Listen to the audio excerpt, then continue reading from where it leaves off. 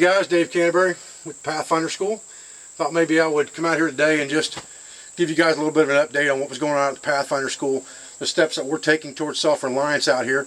You know, self-reliance goes beyond just the wilderness, and we are attempting to make the Pathfinder School very self-reliant in itself so that we can go not necessarily off the grid. You know, that's a big pipe dream, to go completely off the grid, especially when you have children and grandchildren and things like that.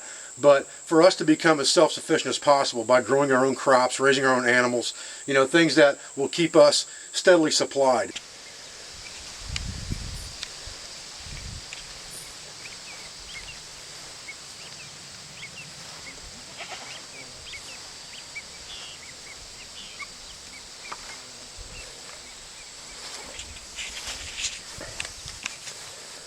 Okay, this pen here is our pheasant project. You can see a hen right there laying in the middle of the brush pile.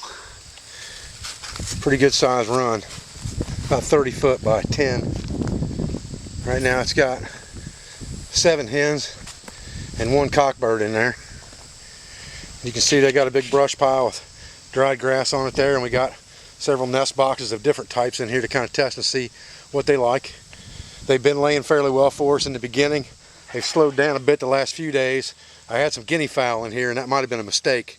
I was trying to give them a place to stay for a little bit until we could keep them around. But I think they were kind of picking on the pheasants a little bit. I let them out today.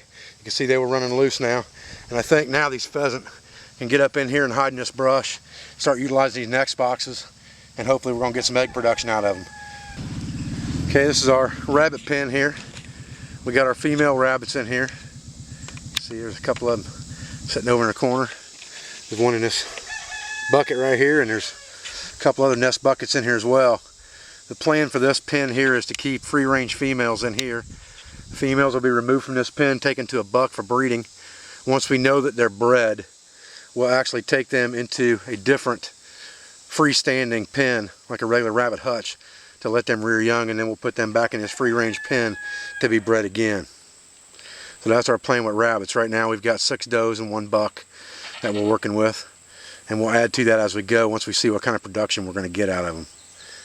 Okay, this is our brooding trough here. We've got 24 baby quail in here, little feeder, some water in there for them.